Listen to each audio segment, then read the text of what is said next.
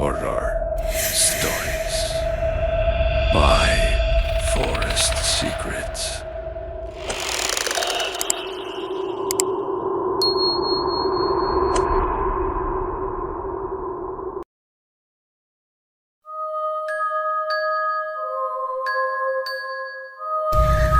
Ako po si Larry, at kung may natutunan man ako sa buong karanasan kong ito, yun ay hindi lahat ng masipag at tahimik na kapitbahay ay dapat pagkatiwalaan. Minsan yung tahimik lang sa umpisa, sila pala ang may pinakamatinding itinatago. Ito pong kwento ko ay nangyari mismo sa kalsadang dinadaanan namin papasok sa eskwelahan. Dati, wala naman pong problema sa kanal. Pero nang tumabi sa amin si Mang Rudy, biglang nag-iba ang lahat. Si Mang Rudy, bagong lipat mula raw sa probinsya. Hindi siya palakibo, laging nakayuko at may maliit na talyer sa gilid ng bahay niya. Araw-araw siyang may kinakatay na hayop. Karne raw ng kambing, minsan daw ay baboy. Pero hindi naman nakikita kung saan niya binibili yung mga kinakatay niya. At amoy panis pa na dugo ang paligid ng bahay niya.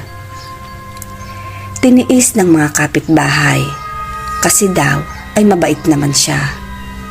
Hanggang isang linggo, hindi na umagos ang tubig sa drainage ng buong kanto. Tumawag si Kap Aling ng mga tanod. Sila ang nagbungkal sa gilid ng kalsada kung saan barado raw ang daluyan ng tubig. Isa ako sa mga tambay sa tapat, kaya kitang-kita ko ang mga nangyayari. Pagbukas ng grate, sumingaw ang amoy na parang bulok na karne na hinaluan ng kemikal. Hindi normal na amoy baboy. At doon na nagsimulang magsisigaw si Manong Alan, yung helper ng tanod. Napamura na lang siya at sumigaw ng may buhok. At hindi basta buhok ng hayop yon, buhok ng tao. Mahaba at maitim, parang sa babae. Sa ilalim ng buhol-buhol na buhok, may nakita rin silang maliit na piraso na kuko. At ang matindi pa at nagpakilabot sa aming lahat, parang bahagi ng anit. Hindi pa nasilip ng iba, tinakpan nila agad. Kinabukasan, dumaan ang mga pulis, pero wala silang nahuli.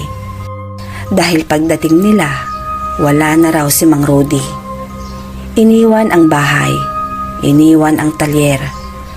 Sa likod ng bahay, may balde ng dugo at sariwa pa raw. Sa isang tabi, may plastik na puno ng buto. Ipinadala daw sa forensic. Hanggang ngayon, walang malinaw na resulta.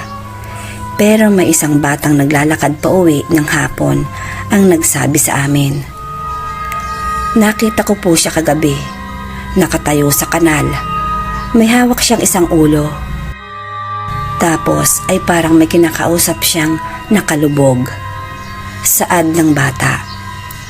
Nang tanungin kung sinong ulo, ang sabi niya, hindi ko po alam. Pero babae po at nakapikit ang mga mata. Doon na kami nagsimulang maniwala na baka hindi lang ordinaryong katay ang ginagawa ni Mang Rudy. Kasi kahit ilang ulit nang nilinis ang kanal, bumabalik pa rin ang amoy. Lalo na kapag full moon. At minsan, pag umuulan, may kulay pula sa agos ng tubig. Parang hindi tubig ulan. May halo yon na dugo. Hanggang dito na lang ang kwento ko at sana ay nagustuhan nyo. Larry ng Bicol. Ako po si TJ ng Negros Occidental. Hindi ko po alam kung may makaka-relate sa karanasan kong ito. Pero sigurado akong hindi ako nag-iisa. Lalo na sa mga lumaki sa probinsya.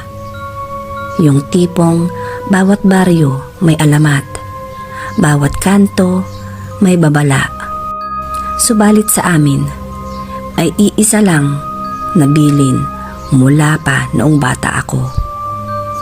Pag may narinig kang kalansing ng barya sa hating gabi, ay huwag mong tingnan kung saan galing. Dati ay akala ko pampatulog lang yon ng lola ko para hindi ako magpuyat. Pero nang mangyari sa akin, taong 2005, doon ko naintindihan na totoo pala ang babala ni lola. 20 pesos lang ang pamasahe ko noon mula sa bayan pauwi sa amin. Jeep ang gamit. Walang ilaw sa loob. Puro ilaw lang mula sa mga poste o buwan. Bandang alas 9 ako sumakay, pauwi mula sa pag-grocery. Puno ang jeep, mga taga-baryo lang naman. Wala namang kakaiba hanggang sa pagdaan namin sa sapa sa isang baryo. Biglang huminto ang jeep. Walang dahilan, walang preno, walang lubak. Basta na lang tumigil. Nagtinginan kaming lahat. Tahimik ang driver, pero nanginginig siya. May sumakay, bulong niya. Sabay sunod-sunod na nagkalansingan ang mga barya mula sa likod ng jeep. Tiningnan namin ang sahig, subalit walang barya doon. Pero tuloy pa rin ang pagkalansing. Paunti-unti, parang may naglalakad sa loob ng jeep na may dalang supot ng mga lumang sinsilyo. Isa sa mga pasahero, si Mang Alwin. Ang lakas ng loob niya. Sinilip niya ang likod. Pag-angat niya ng ulo, bigla siyang napasigaw. Wala siyang mukha. Yon ang sigaw niya. Nagkagulo sa loob. May umiyak, may bumaba agad kahit madilim. Pero ako, hindi ako makagalaw. Nasa harap lang ako ng pinto, pero nanigas talaga ang katawan ko. At narinig ko yung tinig. Wala akong pamasahe, barya lang. Isa lang ang gusto ko. Ikaw. Saad ng bulong. Nang mapalingon ako, wala na yung pasahero sa likod. Pero ang natirang upuan, may iilang barya. Kalawangin yung ibang pasahero, pinulot pa. Akala nila ay pampaswerte. Kinabukasan, yung tatlong sumakay sa jeep na yon ang sabay-sabay na inatake ng lagnat. Hindi basta lagnat yun. Yung tipong parang kinukuhanan ng lakas. Yung isa, nagising na lang na hindi na makalakad. Yung isa pa, biglang namaga ang mga mata at bibig. Parang nasunog mula sa loob. Ang sabi ng albularyo, may sumpa na nilalang sa may sapa. Hindi raw yung tao, kundi kaluluwang isinumpa yung mga nagnanakaw ng limos sa sementeryo noon na hindi na matahimik. At ang pamasahe raw niya ay buhay ng isa tuwing undas. Mula noon, hindi na ako sumakay ng jeep kapag undas at gabi na. Lalo na kung may naririnig akong kalansing ng barya sa likod. Dahil baka hindi lang tunog yon, baka paalala sa gabing nagbigay ng takot sa akin. Ako po si Donna. Alam kong medyo weird ang kwento ko, pero hindi ako gumagawa ng basta kwento lang. Hindi rin ako attention seeker. Gusto ko lang kasing ilabas lahat hanggang ngayon. Hindi ko pa rin alam kung saan talaga ako nagsimulang mabaliw o baka nga kinulam na talaga ako. Nagkakilala kami ni Mark sa internet cafe. Friendster days pa nun. Cute siya, charming, medyo emo ang vibe niya. Eksaktong type ko that time. Nagka-chat kami. Tapos isang araw, inaya niya akong magbanding daw kami sa plaza. At doon na nagsimula ang lahat. Naging kami ng 3 taon. Maayos pa naman. Pero habang tumatagal, nagiging controlling na siya. Bawal akong gumimik. Bawal ang make-up. Bawal makipag-chat kahit sa classmates ko. Pakiramdam ko nun, love lang niya ako, kaya ganun. Pero classic mistake. Hanggang sa nahuli ko siyang may ibang kachat. Hindi lang basta babae. May litrato pa sila na magkakbay sa isang palengke. Ang sabi ng source ko, kilalang anak ng albularyo. Nag-break kami syempre. Pero noong naghiwalay kami, doon na nagsimula ang totoong horror story ko. Unang gabi ng breakup namin, habang umiiyak ako, bigla akong nasuka. Normal lang siguro yon at stress ang sabi ko sa sarili ko. Pero nung tignan ko ang lababo, may lumabas na sinulid. Sinulid yon na itim, basa at mahaba. Parang galing sa tiyan ko mismo. Kinabukasan, hindi pa ako kumain. Pero suka pa rin ako ng suka. Nang mga oras na yon, may kasama ng maninipis na parang kaliskis, kulay silver.